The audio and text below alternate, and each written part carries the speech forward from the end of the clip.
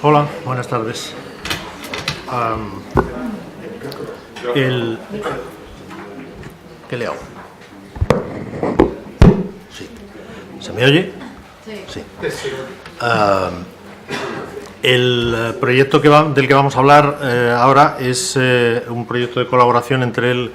Museo de América y el Máster de Diseño Interactivo de la Escuela Superior de Diseño de Madrid. Básicamente lo que hemos intentado sintetizar todo lo que nos parecía que teníamos que contar, aun a riesgo de dejarnos lo más importante fuera. Pero en cualquier caso creo que vamos a conseguir hacerlo en menos de hora y media, o sea que no. Para iniciar todo esto le hemos pedido consejo a nuestro amigo Alberto, al gran Alberto, que nos dice que, bueno, lo primero que vamos a hacer es contextualizar un poco el asunto y luego hablar un poquitín, 4 pinceladas de cuál es el interés académico de este proyecto, de esta colaboración y el interés del museo, asimismo, en el desarrollo del proyecto. Por lo que nos dice Alberto Einstein, es que si queremos cambiar el mundo, tenemos que cambiar nuestro pensamiento. Y parece ser, según nos dicen algunos autores, que estamos en la cuarta revolución, industrial y que esta está transformando cuáles son nuestros modos de vivir, de trabajar y, por supuesto, de relacionarnos con el mundo que nos rodea y con el contexto en el que estamos, sea el que sea. Constantemente y cada vez más estamos rodeados de toda esta rueda que aparece aquí, de elementos informaciones que obtenemos del Big Data, de elementos que están relacionados con la realidad aumentada, que están relacionados con todos esos elementos virtuales, digitales, que transforman el mundo y nuestra relación con el mundo. Todo esto, obviamente, pues está de algún modo uniendo esos 3 mundos que aparecen ahí, ¿no? El físico, digital y biológico en muchos casos. Y hay algunos autores que hablan de que esto es una especie de Aleph, el Aleph en el sentido este de Borges, en donde de algún modo desaparecen todas las normas, todas las leyes de la física que hasta ahora regían el mundo en el que nos movíamos, el mundo que llamamos real, que no sé si podemos seguir llamándolo así, pero para entendernos ese que llamamos real. Y dice que se produce una especie de, como dicen los físicos, de singularidad, donde ocurre todo esto, que de repente estamos en un mundo en el que no hay espacio, no hay lugares, no hay distancias, y todo eso transforma de manera definitiva el modo en que nos relacionamos con ese entorno. Pero es que además en ese ecosistema estamos entrando y saliendo constantemente. Dice también este autor que como una especie de ida y venida del sueño o de la memoria o del recuerdo, y quizá a veces incluso no sabemos muy bien en qué parte de los dos mundos estamos, si en Matrix o aquí. La cuestión es que todo esto transforma al individuo, transforma al ser humano y probablemente ha de transformar la idea que tenemos de qué es un ser humano y cuál va a ser la manera de vivir y de relacionarse con el entorno y con el contexto un individuo. Y en eso pues parece que si queremos hacer que ese Aleph sea comprensible y sea capaz el individuo de relacionarse con él de una manera mínimamente natural, pues parece que el museo, que habitualmente el museo nos está explicando quiénes somos, quiénes hemos sido y quiénes somos, probablemente nos puede ayudar también a entender quiénes vamos a ser a través de este nuevo mundo con el que cada vez más vamos a estarnos relacionando. Y en ese sentido, probablemente, si el museo es capaz de hacer que los visitantes, los usuarios, pasen a ser participantes activos en lugar de puramente pasivos, pues probablemente va a crecer en intensidad las posibilidades de que eso se produzca. Bien, pues en todo ese contexto, en todo ese entorno, el diseño de interacción lo que propone es crear relaciones significativas entre las personas y el entorno, ese entorno del que estábamos hablando, el mundo que nos rodea, los productos, los servicios, todo aquello que nos rodea. E incluso, en otra definición, anticipar cómo va a interactuar el usuario con todo aquello que le puede rodear en un momento determinado, con su mundo. Y lo que es más, incluso inventar nuevas formas de hacer eso que quiera que sea que hacemos. Pues ahí es donde se produce esa relación de esta propuesta de colaboración entre el Museo de América y el Máster de Diseño Interactivo, con la intención de alguna manera de buscar ese concepto de la interacción natural, de buscar cuál es el modo más inmediato, más natural, más razonable de interactuar con ese mundo del que estábamos hablando, que nos rodea, para hacerlo más accesible y para que sea más fácil esa interacción. Bueno, de alguna manera esto es simplemente porque a estas alturas pensaba que igual ya os tenía aburridos pero digo, vamos a tirar de la sabiduría popular y por eso pues hemos ido juntos para llegar más lejos, ¿no? Podíamos haber ido más rápido, pero bien. ¿Cuál es el interés de esta experiencia en lo docente? Pues fundamentalmente que el hecho de establecer este tipo de relación con, en este caso, el Museo de América, y de desarrollar un proyecto como este, por supuesto, más allá de estar trabajando con un proyecto real y todo lo que eso implica, de que tenemos que poner los pies en el suelo pese a que estemos hablando de mundos virtuales, pues facilita en buena medida la construcción del conocimiento del alumno desde la perspectiva esta de la pedagogía constructivista, que no voy a entrar ahora en ese rollo porque solamente tenemos una hora, hemos dicho, y no vamos a seguir por ahí, pero sí es verdad que esto facilita que de alguna manera todos los procesos y todos los contenidos que se ven, que se plantean en el máster, de alguna manera busquen que esto sea como el crisol en donde todo eso tiene que converger y tiene que dar lugar a buscar una manera de hacer que todas esas posibilidades que ofrece lo tecnológico, la interacción, permitan que se lleve al alcance de alguien para hacer mejor aquello que quiera que sea que tiene que hacer. En este caso, si hablamos de un usuario, de un visitante del museo, que la experiencia de esa visita, que la experiencia del contacto con el museo sea enriquecida y sea mucho más atractiva y mucho mejor, en definitiva, para generar algo que enriquezca esa experiencia, en definitiva. Todos los diseñadores sabemos que generalmente nos enfrentamos con esto que Rittel o después Buchanan define como esto de los problemas perversos, ¿no? Y que otros también plantean que todos los problemas a los que nos enfrentamos, y cada vez más parece ser, y parece que tienen razón, que tienen una naturaleza abierta, compleja, dinámica, interconectada. Todos los problemas están interconectados, son sistemas abiertos que son permeables a todo lo que los rodea. Por lo tanto, cambian constantemente. Todos son dinámicos, todos tienen una cierta complejidad, no complicados sino complejos, y todos son abiertos en ese sentido de lo sistémico. Y entonces una de las maneras de abordar toda esta problemática de problemas de este tipo con los que nos enfrentamos es desde el planteamiento del diseño generativo, que de alguna manera, si tenemos que cambiar, como nos decía antes Alberto, nuestra forma de pensar, pues Sanders nos dice que desde el diseño generativo podemos encontrar ese camino para imaginar, expresar ideas y sueños para una experiencia futura, que es lo que pretendemos, buscar cómo tiene que ser la experiencia futura de todo este proceso. Bueno, en cualquiera de los casos, como ya dije antes, todo esto sucede intentando situar siempre en el proceso de trabajo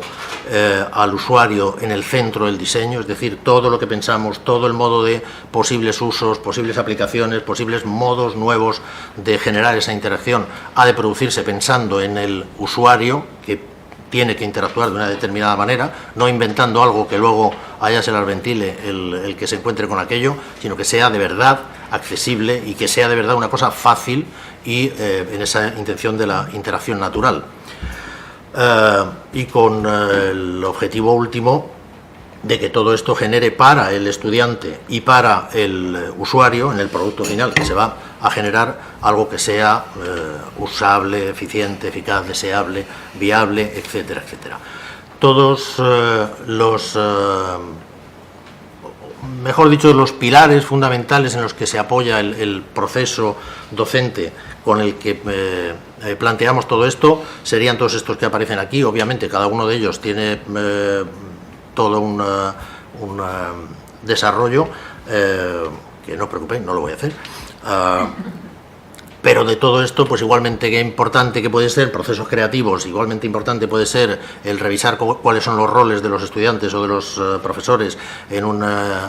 ámbito como este, o de la generación de dinámicas colaborativas y participativas, etcétera, etcétera. Quería, como no me puedo extender, pues quería señalar una en concreto que suele ser a la que menos atención le prestamos y a mí me parece que es una de las más importantes, que es esta de la motivación intrínseca. Y sobre esto, también citando a otro amigo, nos decía que si quieres navegar no empieces a cortar la madera, ni a buscar las tablas con las que lo vas a hacer, ni a tejer las velas, sino que primero que nada, que generes, que siembres en los hombres y mujeres que han de navegar el anhelo del mar, y de esa manera va a ser mucho más fácil navegar. Bueno, pues eso aplicado a los alumnos hace que este proyecto haya sido algo que para ellos ha sido muy ilusionante, que se han volcado, que se han metido como si les fuese la vida en ello, y creo que de eso ha salido un resultado mucho más interesante, que ahora nos lo va a contar Ainhoa. Sí, yo os voy a contar un poco, dar unas pinceladas de los proyectos que han realizado los alumnos del máster dentro de esta colaboración. Fueron 11 alumnos divididos en 4 equipos los que han realizado este proyecto la primavera pasada. Ha sido la primera vez que colaboramos, ha sido este año. Y sí que decir que los proyectos no han sido puestos en marcha. De momento estamos hablando de algo que ellos han trabajado, que han presentado, que nos han presentado en el museo, pero no son cosas que podamos visualizar ahora mismo en el museo de una forma directa, ¿no? Sí, los 4 proyectos, vamos a explicarlos muy brevemente. El proyecto Vive América era una aplicación táctil, un juego didáctico interactivo que consistía en aplicar diferentes tipos de indumentaria, tocados y también adornos corporales a diferentes figuras para crear personajes vinculados a una determinada cultura del continente americano, y generando así diferentes personajes que después incluso te podías llevar impresos en un papel y llevarte tu personaje completo.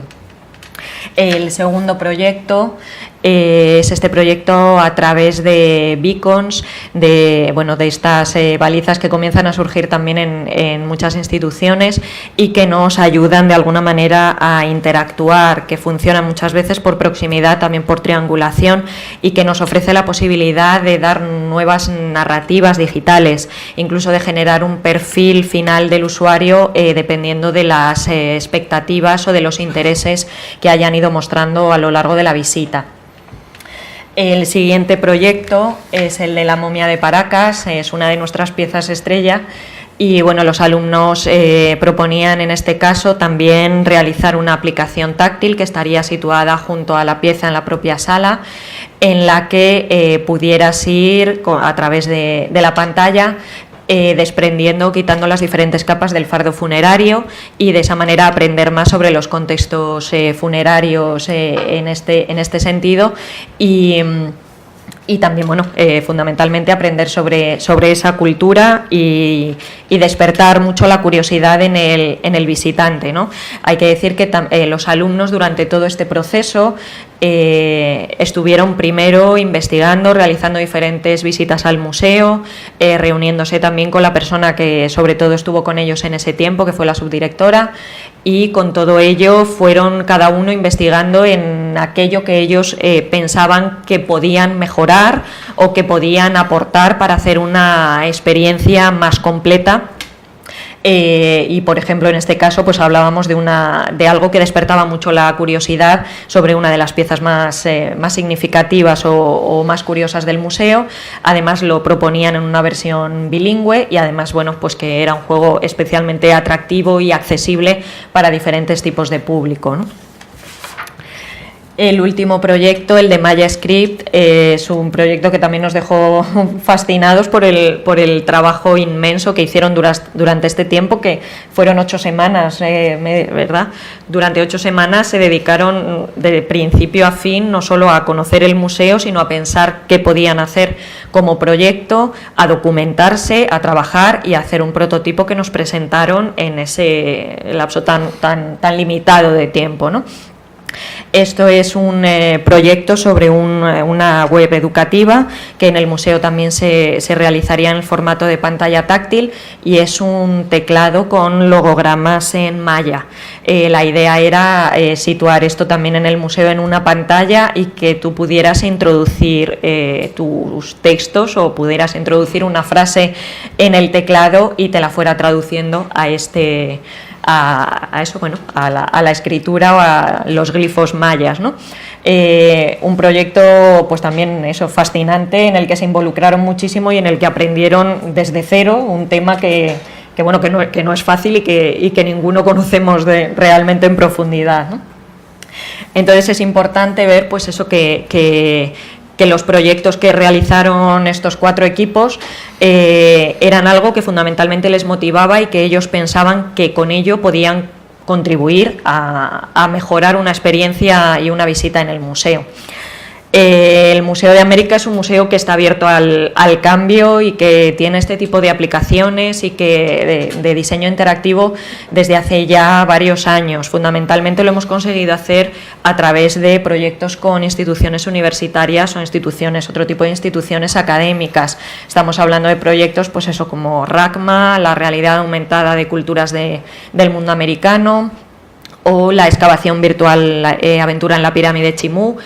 Todo ello nos está ayudando a acercarnos a un público al que no es fácil acceder. Incluso ya hace 3 años, como vemos aquí en este cartel, hicimos unas jornadas en las que queríamos reflexionar también sobre la importancia que estos temas del diseño interactivo, de la realidad aumentada y la realidad virtual empezaban a tener en nuestras instituciones. Cómo podemos, si es realmente una realidad en los museos, si es algo abarcable, si es algo asumible, o cómo podemos profundizar en ello, ¿no? Entonces, como decimos, somos un museo abierto al cambio, en este sentido a un cambio vertiginoso, ¿no? Al que poco a poco nos tenemos que ir adaptando todos los museos en la medida de las posibilidades y de los recursos que cada uno de nosotros tiene. Un cambio que es, en las 2 últimas décadas apabullante, ¿no? Desde el punto de vista tecnológico. Entonces nos parece muy importante que el establecer estas colaboraciones con instituciones tan específicas como por ejemplo el Máster de Diseño Interactivo nos puede ayudar a llegar a nuevos públicos. Nuevos públicos no que sean desconocidos, como el público juvenil, que no es desconocido, pero que es un gran reto para todos los museos, porque lo que sí nos resulta desconocido es cómo conseguir llegar a este público. Entonces, tenemos que establecer todas las estrategias que se nos van ocurriendo para llegar a ellos. La colaboración con escuelas o con este máster nos ayuda no solo a desarrollar un conocimiento tecnológico que a nosotros, por nosotros mismos y por nuestros perfiles, ojalá tuviéramos todos ese perfil también tecnológico o personas en plantilla que lo tuvieran, pero la colaboración con estas instituciones específicas nos ayuda a conocer esta tecnología que nosotros se nos escapa.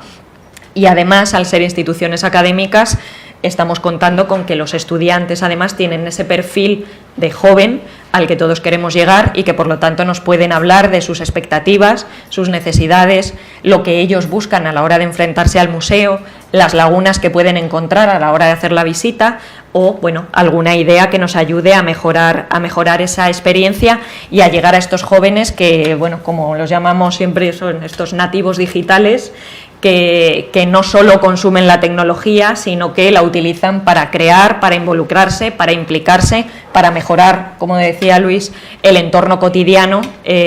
a través de estos medios tecnológicos, ¿no? Y para finalizar, simplemente, que este acercamiento a estos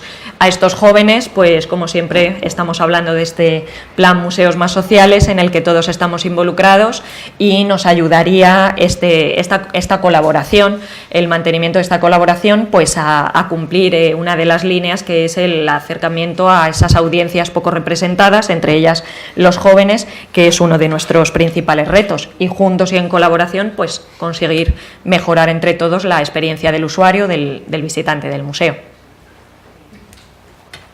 Y nada más.